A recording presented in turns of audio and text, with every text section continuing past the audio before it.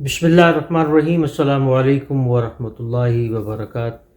نعیم جکھڑ آپ کی خدمت میں حاضر ہے۔ ناظرین، مجھے اس ویڈیو کو بنانے کے لیے، اپنے یوٹیوب چینل پر ڈالنے کے لیے تقریباً 6 ماہ کا عرصہ لینا پڑا، اور ان گزشتہ 6 ماہ میں زندگی نے جو ایک درس مجھے دیا ہے اور میرے اندر جو ایک تبدیلی آئی ہے، یا میں نے جو حاصل کیا ہے، اچیو کیا ہے، یہ ہے ہمارے نوجوانوں کے لیے ایک ایسا سبق، ایک ایسا درس جو میں سمجھتا ہوں کہ آج کی ویڈیو دیکھنے کے بعد خصوصاً ان نوجوان اور ان ٹیلنٹڈ لوگوں کے لیے، اور ان لوگوں کے لیے جو مایوسی سے دور رہتے ہیں، ایک ایسا پیغام ہوگا کہ ان کو ایک بہت بڑی اس سے ایک سبق جو ہے، یا ایک موٹیویشن میں سمجھتا ہوں کہ وہ ملے گی۔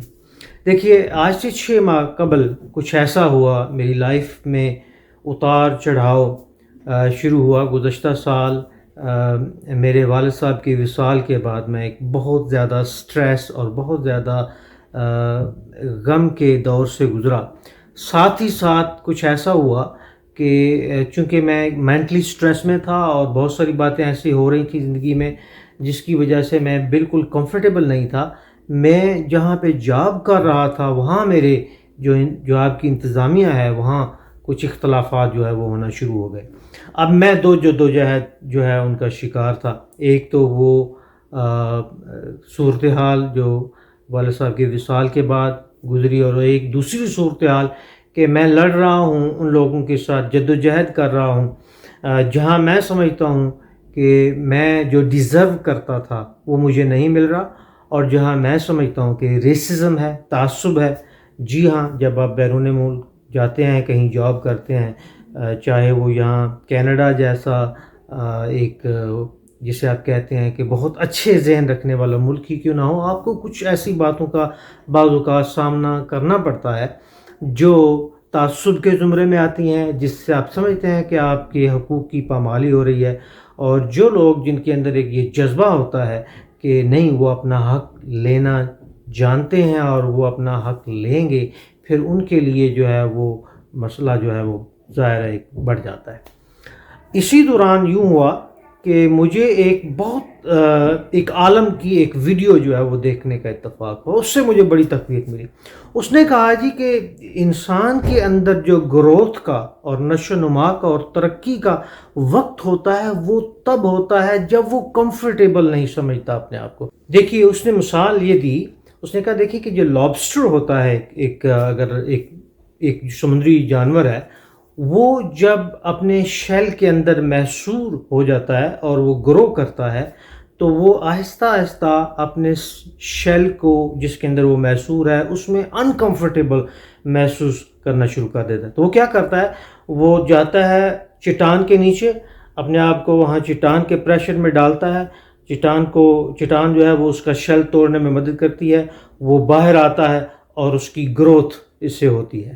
تو جو مشکل وقت ہوتا ہے، جو الجھن کا وقت ہوتا ہے، جس وقت سے ایک ایسا وقت جس میں آپ محسوس کرتے ہیں کہ آپ کمفرٹیبل فیل نہیں کر رہے، اگر آپ ایک ایسے وقت سے گزر رہے ہیں تو یہ آپ کی گروتھ کا بہترین وقت ہے۔ پہلی چیز تو یہ ہے جی، آپ میں کوئی بیسک کوالیفیکیشن ہے، کوئی ہنر ہے، کوئی ڈھنگ ہے، کوئی تعلیم ہے۔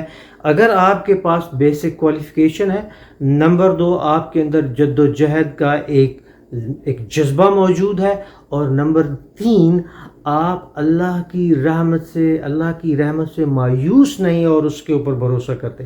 یہ جو اللہ کی رحمت ہے نا، یہ آپ کے کوالیفیکیشن اور آپ کی جد و جہد کے جذبے کا احاطہ کیے ہوتی ہے۔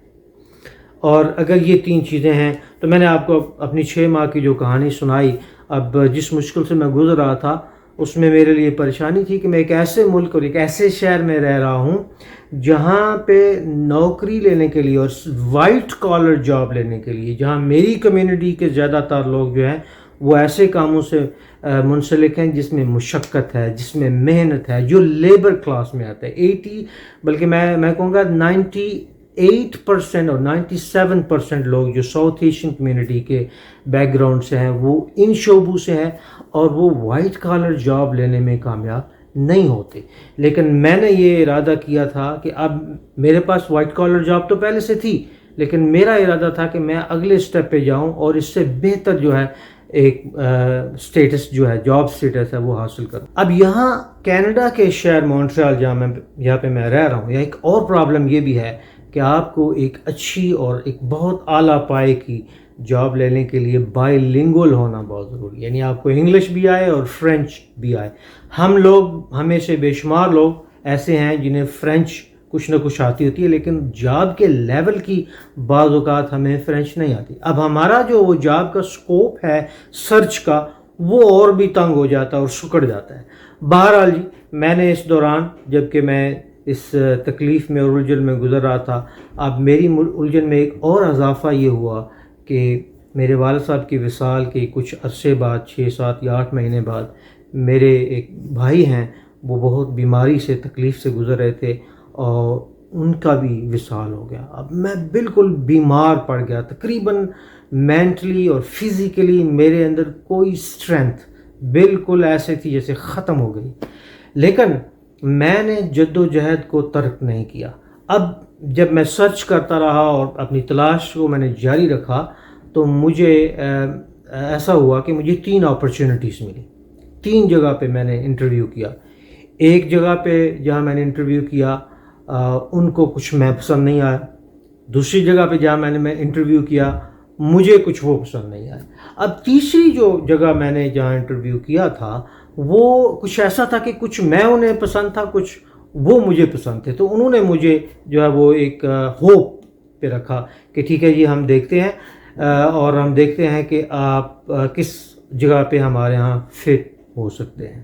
مجھے یقین تھا کہ میرے پلے کا ان کو جو ہے وہ امیدوار جو ہے یا ایک کام کرنے والا وہ نہیں ملے گا.